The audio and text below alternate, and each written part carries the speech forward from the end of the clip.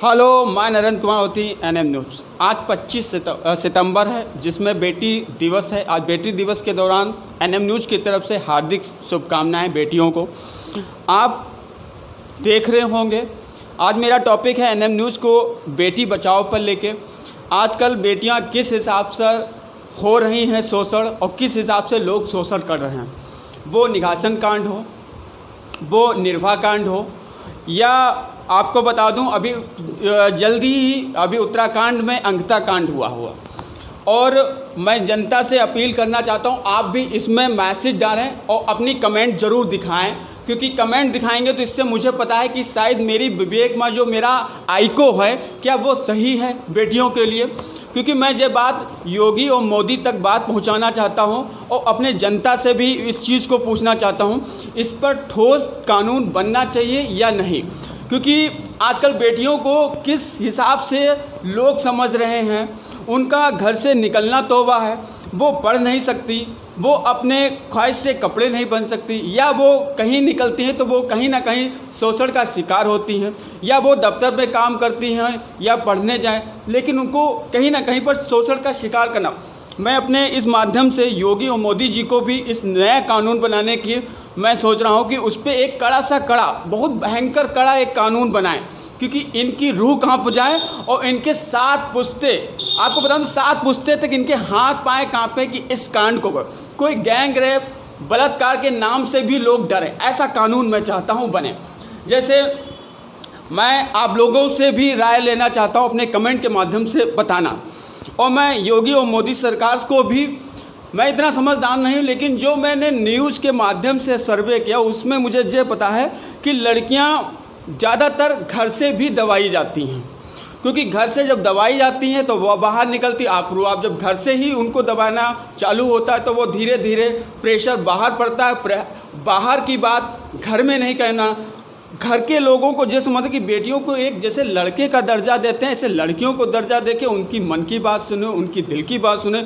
आज सुबह तुम्हारे संग क्या हुआ, स्कूल के समय क्या हुआ, क्या दिक्कत, ऐसे एक फ्रैंकली की। तो इस हिसाब से मेरे जो दिमाग में, विवेक में एक बात आ रही है कि कानून की पढ़ाई स्कूल में भी धाराओं को सिखाया जाए कि आप अगर कोई ऐसी हरकत करते हैं आपको ये धारा लगेगी।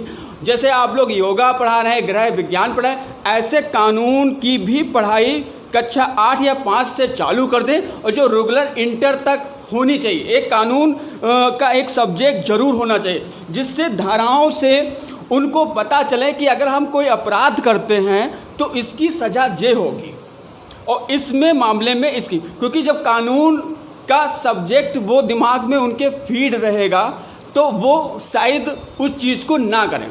अब रहा सर्वे के लिए, जैसे हमने बहुत से क्षेत्रों में देखा होगा कि एक सर्वे चलता है। जैसे एक बार पशु पोलियो का चला था तो पूरे सर्वे किया गया कि कहाँ कहाँ पे है, तो वो सर्वे के द्वारा धीरे धीरे पशु पोलियो वाला विकसित हुआ और उससे कुछ रोग कम हुए और बहुत से रोग कम हुए। जिस हिसाब से हम चाहते हैं कि जहाँ पर ऐसे भ्रमांत्र फैले हों, जहाँ पर ऐसे क्राइम के लोग हों, क्योंकि जब भी एक मानसिक रोग वाले ही इस क्राइम को करते हैं, इनके लिए सज़ा इतनी खतरनाक करनी चाहिए, इनको नपुंसक बना देना। नपुंसक बनाने में इनका कारण ये रहेगा कि जो नपुंसक हो जाएंगे, नपुंसक हो जाने के बाद ये 4 लोगों, इन्हें फांसी ना दी जाए। इन्हें समाज में जब खड़े हों तो अपने एक एक चीज़ का लोग इनके सामने कतराएं, इनसे बात ना करें, इनको देखें उठ के चलें। ये दिन रात एक फांसी की तरह मरेंगे और सोचेंगे कि शायद मैंने ये एक नपुंसक जो होगा वो 10 को सुधारेगा। मैं सही कह रहा हूँ, मेरी बात को समझें और कमेंट करें। जब ये नपुंसक होंगे, इनसे कोई बात नहीं करेगा, इनसे कोई देखेगा नहीं, इनके तरफ से देखेगा वो जा रहा, ये बलात्कारी था, इसके संग जाओ, और मरने के बाद इंसान तो देवता बन जाता है। उसके बाद ये कहे भैया वो फांसी चले गए थे, उनमें फर्जी मुकदमा हो गया था और ऐसा। लेकिन ये जो व्यक्ति जिंदा रहने के बाद भी जब ऐसे घूमेगा ना, मैं पक्का बता रहा हूँ अपनी न्यूज़ के माध्यम से बदलाव आ गया इस शोषण पर। और मैं योगी जी से भी कहना चाहता हूँ, ये मेरी दिल से आवाज़ है, सख्त कानून अपने देश में आना ज़रूरी है। जैसे मोदी साहब ने कहा कि पहले कबूतर छोड़े जाते थे, अब चीते छोड़े जा रहे हैं, क्योंकि देश बदल रहा। तो मोदी जी, देश बदल रहा है, लोगों की मानसिकता भी बदल रही है, सोच भी है, और देश जैसा डिजिटल होगा ऐसे क्राइम भी डिजिटल बदल रहे हैं। अगर इसको सख्त कानून लाएंगे, जैसे आपने चीते छोड़े हैं, और इस पे कानून पे भी थोड़ा परिवर्तन आ जाए, जैसे मैंने कुछ कहा है, परिवार अपनी बच्ची से अच्छे से बिहेवियर करे, कुछ कानून को कक्षा 8 से लगा के इंटर तक लागू किया जाए, जिससे कानून का डर बच्चों के बीच में रहे। बड़ी सोसाइटी में जब पढ़ के बच्चे जाएंगे तो घर में बताएंगे मम्मी इस कांड में ये होता है, ऐसे ऐसे होता है। तो मेरा कहने का माध्यम ये है कि अगर इन चीज़ों पे अगर आप पाबंदी लगाएंगे तो ये बेटी बचाओ और महिला सुरक्षा इनसे ज़रूर होगा। और मैं आपको बता दूं कुछ और, मैं आपसे कहना चाहता हूं नेताओं के बीच में, जैसे हमारे यहाँ हर प्रकार के नेता होते हैं, जैसे चेयरमैन, प्रधान, यहाँ पे चारों तरफ नेता से ही एक बना है। प्रधान इतना सरकार का पैसा आता है, चेयरमैन में इतना आता है, विधायक में आता है।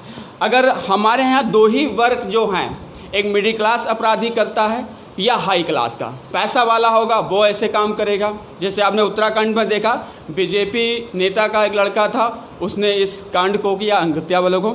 इनको कभी भी टिकट ना दिया जाए, इनकी पूरी 4 पुस्तुता को पीढ़ी, 4 परिवार मतलब 7 पीढ़ी को इनको टिकट ना मिले। ये सापा हो, कांग्रेस, किसी को ज्वाइन करे, लेकिन सब मिल जाओ, आज पूरी सरकार मिल जाओ। लेकिन अगर किसी के घर में, नेता के घर में अगर कोई लड़का ऐसा होता तो सब मिलके उसको टिकट मत दीजिए, ठीक। दूसरा बात, उसको उस जगह से निकाला जाए, अगर वो नेता भी हो तो उसको तुरंत बर्खास्त किया जाए। और दूसरी बात, मिडिल क्लास का अगर आदमी रेप या अपराध करता है तो उसको सरकारी जितनी उपलब्धियां मिलती हैं उसको निरस्त किया जाए, मेरे हिसाब से।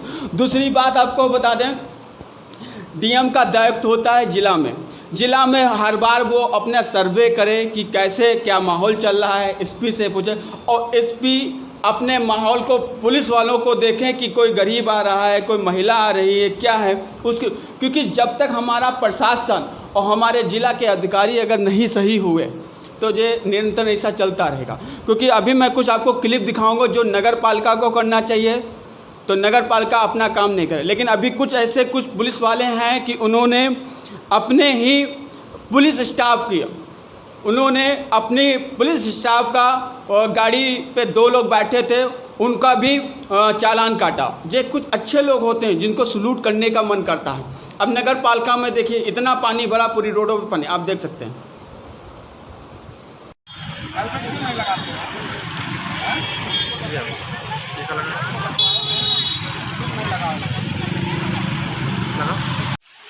गोला गोकरनाथ मोहल्ला तीरथ डामर का बहुत ही बुरा हाल।